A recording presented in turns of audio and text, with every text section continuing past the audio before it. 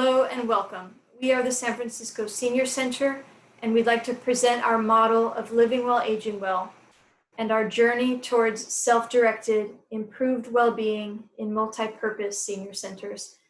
I'm Crystal Booth. I'm the director at the San Francisco Senior Center, and along with me today are the creators of the Living Well, Aging Well model, Sue Horst, our former director, and Jill Spezzano, our Living Well, Aging Well social worker. These are our learning objectives for today. We're going to describe how we began as a senior center with classes and programs and became an intentional community with support for personal, multidimensional growth. We'll discuss what the older adults in our community believe to be their best journey to well-being. We'll talk about how we've begun to utilize data and measurement tools to support our work and seek new partners and new funding. And finally, we'll bring us up to date with the San Francisco Senior Center's response to COVID and shelter in place. I'd like to mention that we are here in chat, so feel free to post any questions, and we'll be here live to have a conversation following this recording. And now I'd like to bring on Sue, who will share how this model began. Hi, Sue. Hi. So good afternoon, everyone. This project began over 6 years ago, and the planning and the research and the development was its own journey. We are a senior center that is historic. We are the oldest nonprofit senior center in the nation. Opened our doors in 1947, and we have a history of innovation that we stand on, and yet we as a staff over the years have believed that this program, Living Well, Aging Well, literally is our highest level of innovation, in that it is an integrated and systemic change to senior centers to literally transform all of our programming and services towards individualized well-being. So the purpose of Living Well, Aging Well is to support people 50 plus. We welcome 50 plus into our centers, and adults with disabilities in seeking and finding their own path to living well as they age, so that, you know, that is its own journey. And they set goals and use our resources of the multi-service senior centers. We began, as I said, many years ago with research. We looked for the best research we could find on well-being, on wellness, on aging and its relationship to well-being. We created focus group conversations. We began in Aquatic Park, our center that opened in 1947, and brought people together around their concept of wellness and its relationship to the center. So in groups of 10 or 12, we interviewed over 100 people as the beginning of this project to see what they thought about their own well-being and about the centers. We looked at pre and post assessments, and we journeyed into exploring different ways of bringing people into this program. And we settled on an assessment that came out of Canada that was already proven, so that we could leap right into measuring in a more clinical way people's well-being. The main post of work is the goal setting itself. And this is done one-on-one with our social worker, who welcomes people in and uses a variety of creative approaches, visual, oral, written, whatever that person is comfortable with, because this is a program about the you of each person. We have a group called Team Lead, which are our most thoughtful leaders of our centers. we brought them together and they were involved in the planning with us, and it led to a much richer experience to have these dozen people involved in the planning of this program. We also began peer groups so that people who were interested in talking together in groups about their well-being, exploring different topics, having guest speakers, and that was a very robust start, again, to what is well-being and how are we all connected to it. And then most interestingly, since San Francisco, where we hail, has a very, very large Chinese community, we looked at the monolingual Chinese community in relationship to well-being. Do they have a word for well-being, which they did not? And so our staff who speak Cantonese and Mandarin began to do their own focus groups, their own assessments, but with a twist towards what does it mean to get into this work with an entirely different culture.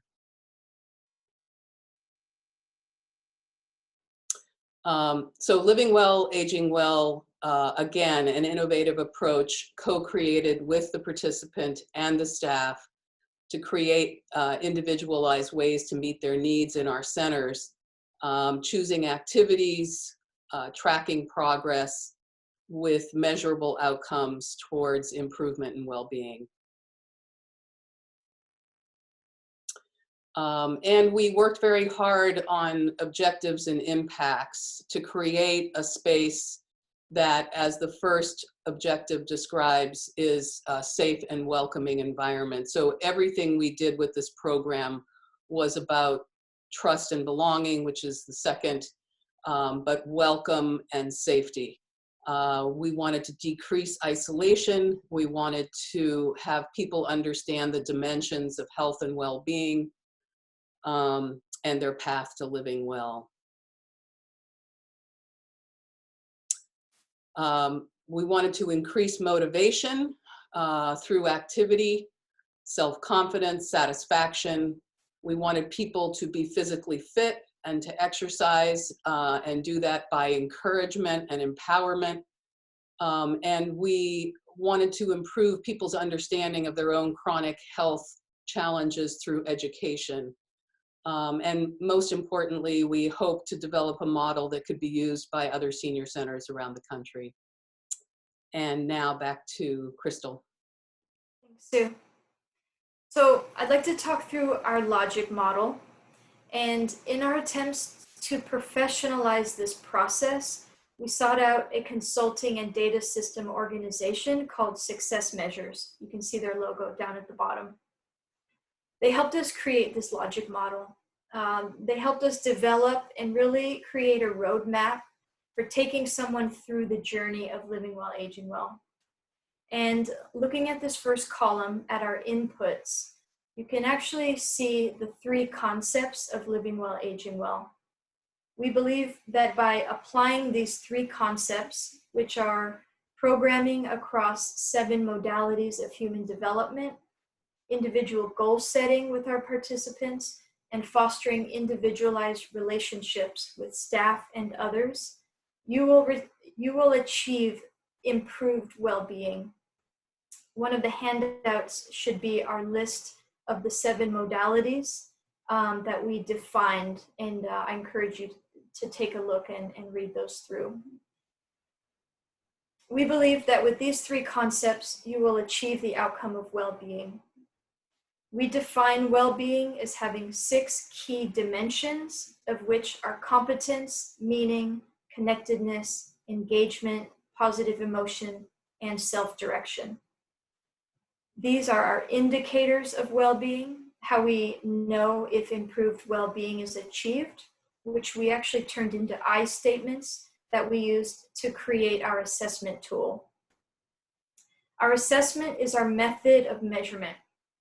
By doing periodic well-being assessments, both before and during someone's living well, aging well journey, we're able to keep up with how they're doing in a more formal way by tracking their progress and apply the various interventions of social service and goal setting.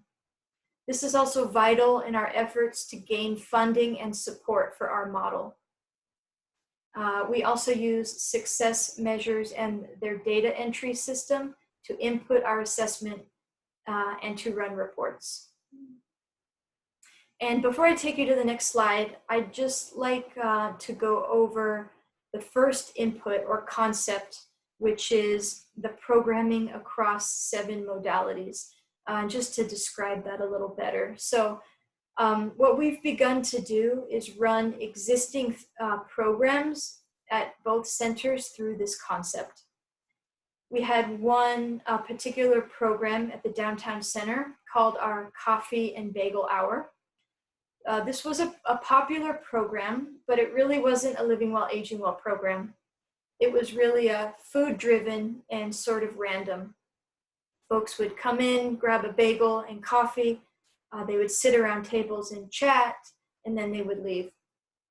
Really nothing wrong with a program like this. If this program existed where I socialize, I would definitely attend. I do love coffee and bagels, but what we decided to do was apply the modalities of human development to this Coffee and Bagel Hour. We did an exercise of writing out which modalities this program had and brainstormed the modalities that we could apply. The program was social for sure, but how could it become intellectual or creative, etc.? Out of this brainstorming came a newspaper. It was a sort of day in history report that our program coordinator creates and hands out on each day of Coffee and Bagel Hour. She also joins the group to read through the paper, invite participants to share their knowledge and quiz them and be in community. So this started as a pretty quiet, food-driven program, and now it's a lively, participatory opportunity for our participants to engage with each other and with staff and give back by sharing their experiences. So this is an example of how we are implementing the model of Living Well, Aging Well without needing to enroll someone in the one-on-one coaching. It's the effort of the staff in putting on intentional programs. And this has been a process. We did not apply this concept to all of our programs overnight. In fact, we're still working on this process as we speak. But as you can see, by doing this simple exercise, you can bring your program to a higher level of engagement. And here you can see the assessment we created with the I statements based on what we call the indicators of well-being. And I'll just pause for a second and let you just read through those on your own. Okay. The majority of our funding comes from the City and County of San Francisco and the Department of Disability and Aging Services through grants. We're lucky in that we receive money through a general fund that prioritizes innovative programs. We also got early planning funds from the San Francisco Foundation and a private foundation. And now I'd like to introduce Jill, who will talk through her process at Aquatic Park. Hey, Jill. Hey, hello and welcome. I'm Jill Sposano, and thank you for allowing us this opportunity to be able to share our journey of living well, aging well with you. When we started this journey 6 years ago, among the research, the goal was to create a model that had the client at the center, blending the modalities of well-being into the wholeness of our community. Having a you-focused model created a unique opportunity for us, keeping our lens on the client and their focus on what would help them discover goals that would continue their journey toward well-being. This unique opportunity allowed me to bring all of my skill sets into this practice: fine arts, holistic healing, social work, and group work, and to begin an integrated approach that was a non-medical model. I began the process of engaging clients in that one-on-one moment, and to date, I've had and seen over 40 people. They found their way to me through the focus groups, our town halls, responses to surveys, and a once-a-month peer group that I facilitated for about 2 years. The process is that I would meet with them every 3 months. We would begin with a well-being assessment that we took together. Then we would be adding our 3 questions, which would help them to develop goals, and that conversation about how they were going to reach their goal, making a date to meet again, and then coming back to do that reassessment to see how they were doing on their journey. So today I'm going to present some clients, and I thought it would be more interesting if we could do sort of a pre-COVID experience and then add a COVID perspective at the end. Mary is the first client that I wanted to bring to you today. She attended one of the Living Well, Aging Well peer meetings and decided to join me in a more intimate one-on-one setting. And she's been with me for about 6 years. When I asked the question, "Where have you been?" her answer was, "Well, I was successful. I was a full-time actress." She was healthy and she was connected. When I asked the second question, "Where are you now?" it was a much different picture. She had discovered that she was facing a serious physical issue, double hip operations. She had begun to experience limited mobility, and she no longer was able to work, and she was becoming isolated and disconnected from her community. And when I asked the question, "Where would you like to be?" one goal that she identified was how was she going to continue to find value and utilize her skill sets as an actor. This is a moment where I can share the value of the co-creation opportunities in the center by partnering with the Living Well, Aging Well clients. She began a small group. She called it the Acting and Self-Expression. They met on a weekly basis. This group became a thriving program within our center and gathered a variety and diverse population from our center. They created a very close-knit group and addressed some of the more critical issues of aging with joy and humor. This is the group that has remained a huge stabilizing part of her ability to walk through the many decisions and to continue her journey to wellness. She has been able to share that she has completed every one of the goals that she has set for herself. And what I feel is interesting about her is that when we did the well-being assessments together, they typically were very low or below average. And this was a great tool to help us recognize that although she was meeting her goals, the chronic pain that she was facing was a real challenge to her and impacted her greatly. So this was her before COVID. When COVID hit, there was an increased isolation for her and a grief that not only the loss of her community, but death of some of her friends and family at the same time. Now her goal was, how is she going to support her loss and continue to connect to the community of the center and her group? And what was the best path for her to support herself in this moment of grief? What kinds of things could she do, given the fact that she had limited accessibility? Again, we use the dimensions as indicators: competency, meaning, connectedness, engagement, positive emotions, self-direction. And in our discussion, one of the emerging goals was to continue her engagement with her group. And that meant that the class would be presented through Zoom. Connectedness is where she had lots of work to do. Her resources had limits. She was working with an old cell phone, and trying to connect and to teach her classes through this old device was challenging. One of the rising goals of the center during these COVID times is that once we became aware of the limited capacity of connection of many of our seniors, we had developed a plan of action where we could make sure that the most vulnerable and disconnected elders, if they were interested, could get connected to a tablet, internet connections, and most importantly, those hours of tutoring, enabling them to stay connected virtually to the many programs we had developed. And this is where the goals of our centers and the client converged. There was an available grief group that we offered online, but she knew that her healing would take place in participating and cultivating her group and in volunteering, staying connected to the people that she had become attached to, and volunteering to deliver food, to some of our folks to make sure they had their medications, and staying, more importantly, connected to people she knew had no internet connection. The second client that I wanted to share with you has been with Ree for about 4 years. When she appeared at the center, she was really looking for that social connection. She needed to address some physical aspects to become stronger, gain a sense of balance, and explore what types of groups and classes that appealed to her intellectually.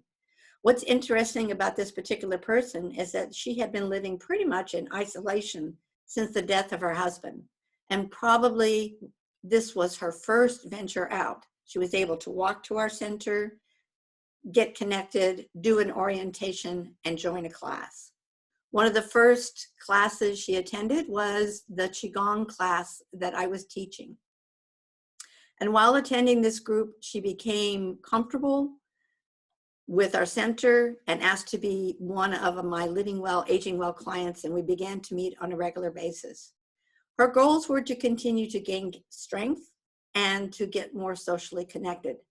She joined the meditation classes, she shopped at the farmer's market, and eventually she was able to join our Always Active classes, which helped to provide more strength. And then she moved into some of our new programming, which was our intellectual topics were like music appreciation. And just right before we closed the center, we had began a group called Open Topic. And this was an enlivening group that she really enjoyed. When we met on a regular basis, she had set goals for herself, and she was always able to obtain them. They had to be doing, her goals were about being connected with friends and getting stronger. This is her pre-COVID experience. Her COVID experience is, again, very different. She became completely isolated.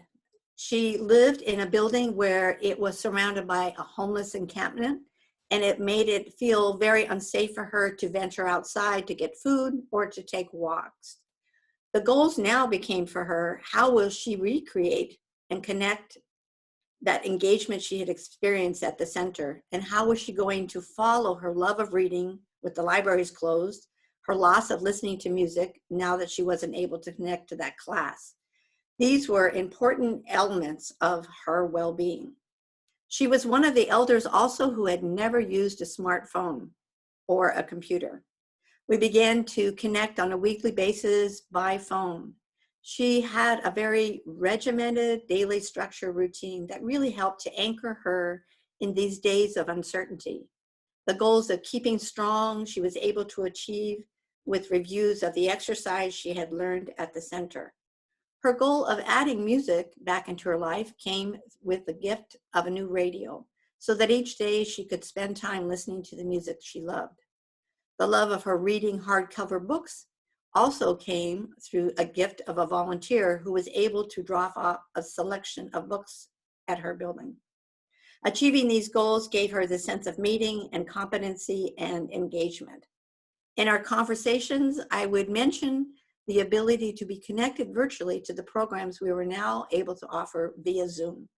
She seemed interested, but as her goals were met, she connected to music, books, and eventually being able to take those long walks, she seemed less interested. To date, she is very content with how her life is structured with our shelter in place. She has made a closer connection with her neighbors. She has a routine. She fills her days with purpose. The indicators for her is that she does feel a sense of connected through our daily phone calls, daily exercise, walks, music, and her books. When we completed the recent wellness assessment, her score was high, letting her know that she was on the right track for her.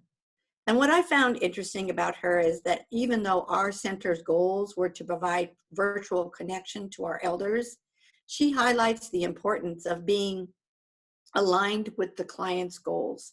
She really did not want to be in the virtual world, and her goals were being accomplished. She had felt a sense of content with her life, and her main connection is with the individual relationship that we've established with staff and other participants.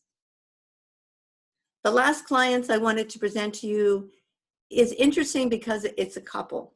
They had retired and moved to the city, seeking very directly a community where they wanted to take care of each other and address their wellness health issues. Both of them were on the edge of needing to be medicated for their diabetes, and one of them was experiencing some mild memory loss. We met together and started to develop goals as a couple. And not only were they successful in finding a number of programs that worked for them to get a routine of exercise, they took a number of Living Well, Aging Well workshops, which involved eating better and addressing healthy foods. They were able to change their diet.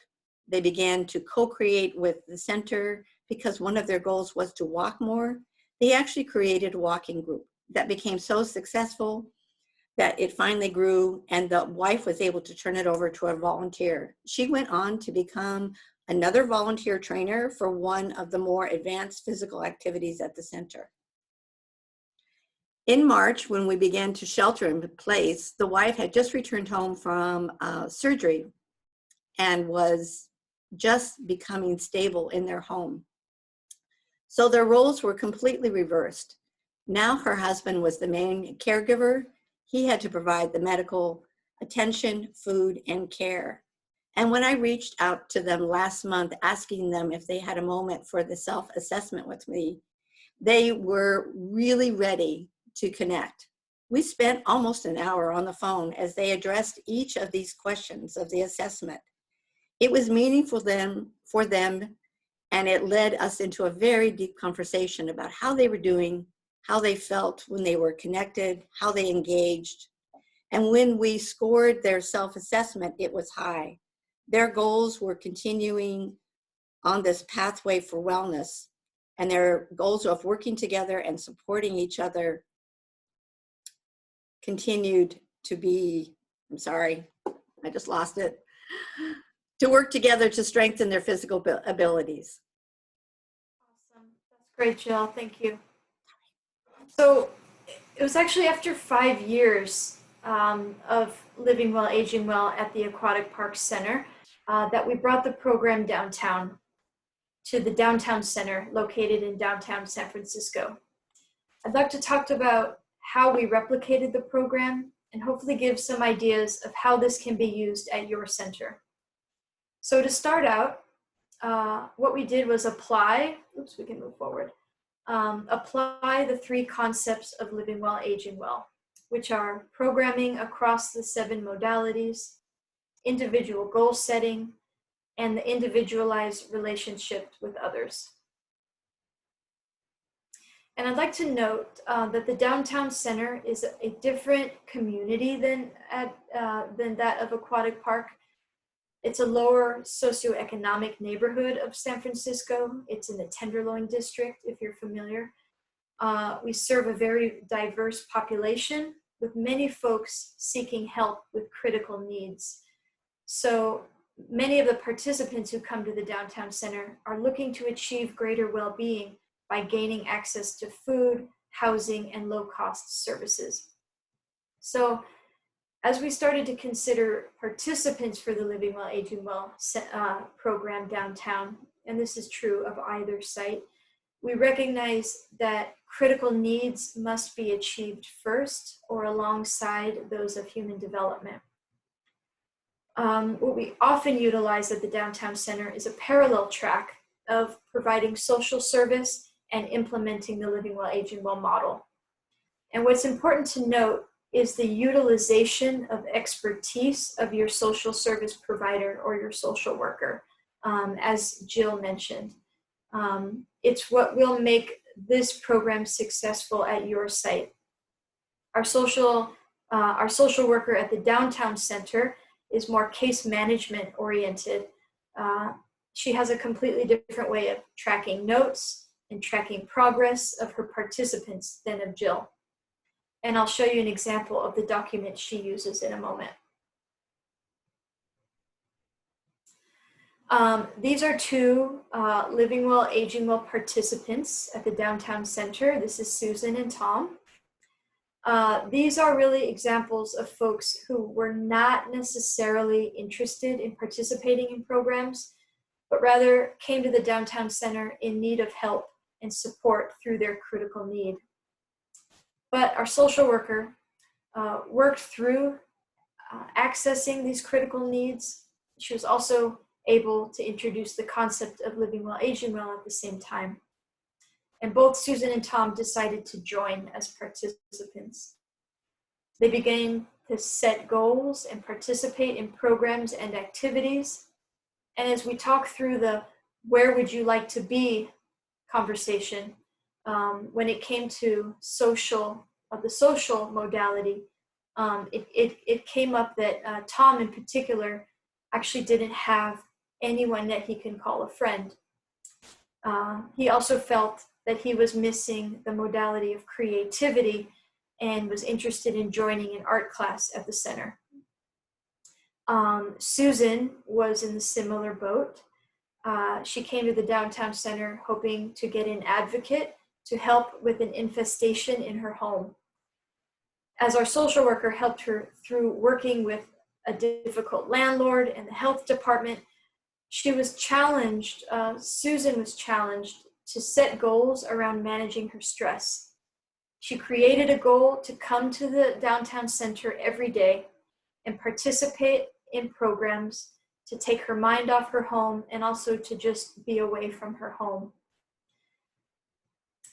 Our provider, our social worker, casually checked in on her at the center and introduced her to fellow participants. Susan and Tom are now active members of the San Francisco Senior Center with increased well-being scores. And then I'll do a post, a current COVID status, which interestingly, sadly, Susan is not doing as well as Tom. She actually scored lower on her most recent well-being assessment. Tom has actually scored higher than he had scored before going out. And COVID is a monster. We cannot make definitive statements about how living well, aging well affects those during shelter in place. But it is interesting to note that Susan has not participated in programs where Tom actually has been engaged. So this slide is actually taken right from our goal setting document we use at the Downtown Center. There are many strategies of goal setting, and it's really the effort of the social worker or social service provider to work through the best strategy of goal setting for them. The Downtown Center, as you can read through, we go through the process of stating a goal, how the participant knows they have achieved it, the steps towards reaching a goal, the obstacles, and how they plan to respond to each obstacle.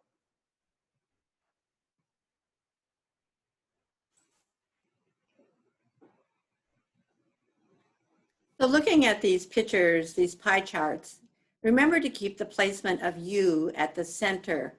Our lives as we age remain fluid and organic.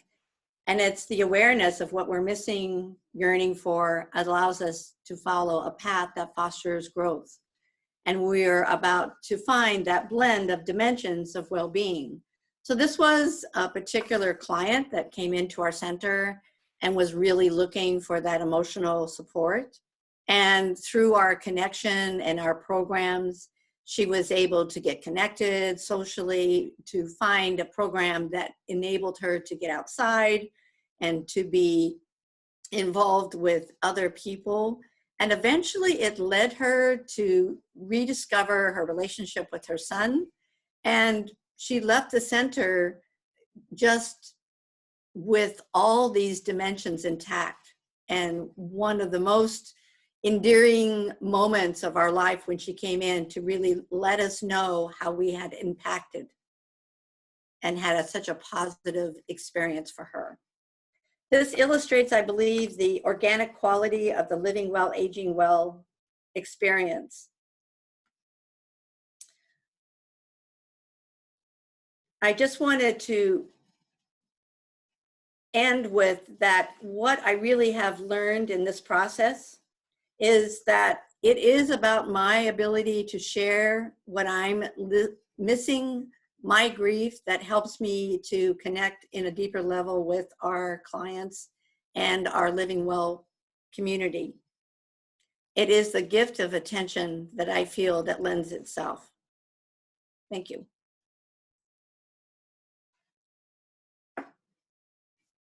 And I'd just like to just read through some of what we have done as a response during COVID.